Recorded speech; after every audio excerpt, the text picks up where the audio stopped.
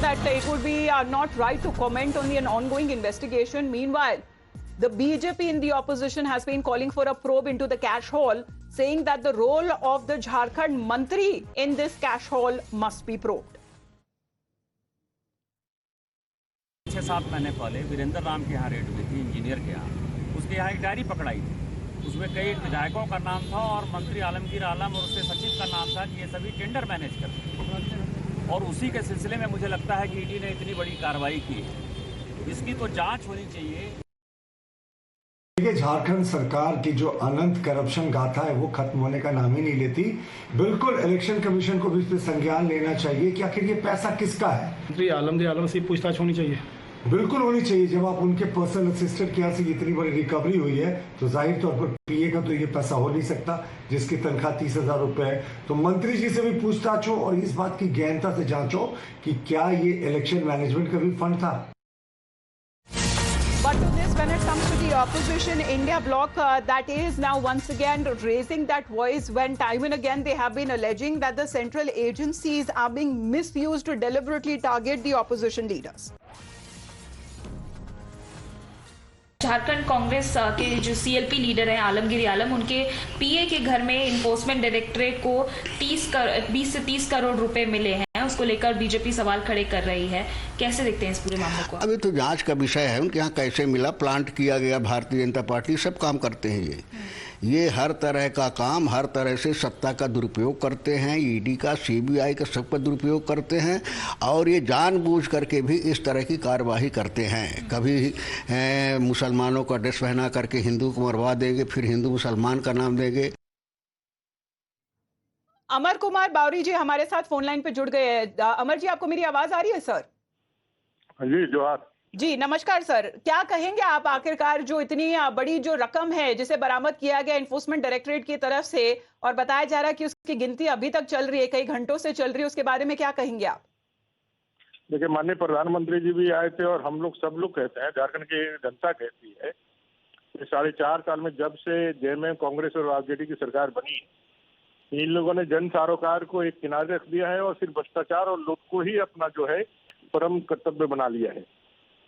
और ये पहला मामला नहीं है, 2 साल पहले भी कैश बरामद हुआ था, कुछ दिन पहले भी कैश बरामद हुआ। और फिर अगर नौकर के यहाँ से इतना कैश बरामद हो तो समझिए जो उनके मालिक के पास कितना कैश होगा।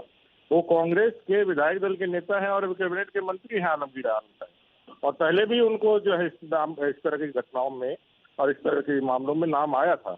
और साफ दिखलाता है, जो लोग कह रहे हैं कि सरकार इम्प्लान करा रही है, तो उनको मालूम होना चाहिए यहाँ कांग्रेस, जेएमएम और आरजेडी की सरकार है और पूरा प्रशासन उनके पास है।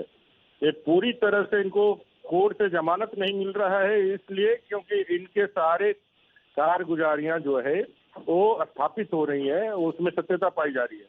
और ये साफ तौर पे पैसा जो है, अभी जो चुनाव चल रहा है, इस चुनाव में अपने जो प्रशासनिक महकमों की मदद से इस धन बल से जनबल को खरीदने का इनका एक षड्यंत्र चल रहा था। इसलिए हम लोगों का डिमांड है कि और भी जगहों पर जो मनी लॉन्ड्रिंग है इनका, इस पे अंकुश लगाया जाए, क्योंकि ये बड़े पैमाने पर मनी लॉन्ड्रिंग के माध्यम से चुनाव को प्रभावित करने की कोशिश कर रहे हैं।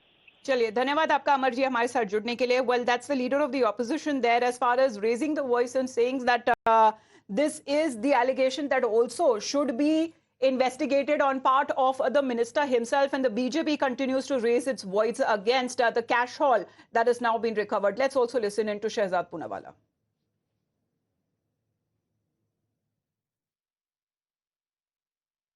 झारखंड कांग्रेस पार्टी और जेएमएम के लिए एक एटीएम बन चुका है। एनी टाइम माल, मतलब कि माल लूटो, ये झारखंड में जेएमएम और कांग्रेस का उद्देश्य और नारा बन चुका है। Land scam, illegal mining scam, MNREGA में स्कैम, मुख्यमंत्री जो रहे थे वही स्कैम के लिए जेल में चले गए और कोर्ट उनको राहत नहीं दे रहा, और अब उनके मंत्री के सहयोगी के नौकरों के घर से करोड़ों रुपए बरामद हो रहे हैं। सोचिए, अगर उनके घर से इतने करोड़ रुपए मिल रहे हैं, एक धीरज साहू सांसद के घर से 350 करोड़ रुपए मिल रहे हैं, तो बाकियों के पास कितना पैसा होगा? इसकी जांच होनी चाहिए कि इस मंत्री का इस पैसे से क्या लिंक है। इलेक्शन कमीशन को भी जांचना चाहिए कि क्या ये पैसे चुनाव प्रभावित करने के लिए इस्तेमाल किए जा रहे थे। परंतु सबसे बड़ा सवाल ये है कि कांग्रेस और जेएमएम भ्रष्टाचार की जननी है। वैसे तो इनका पुराना ट्रैक रिकॉर्ड रहा है भ्रष्टाचार में, ये लोग कन्विक्ट भी हुए हैं, पर किस प्रकार से झारखंड के लोगों का पैसा लूटने का पाप किया जा रहा है।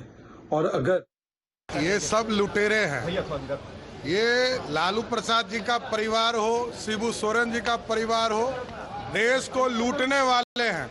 और लूटने वाले को जब सरकार कार्रवाई करती है तो दर्द तो होगा ही ना।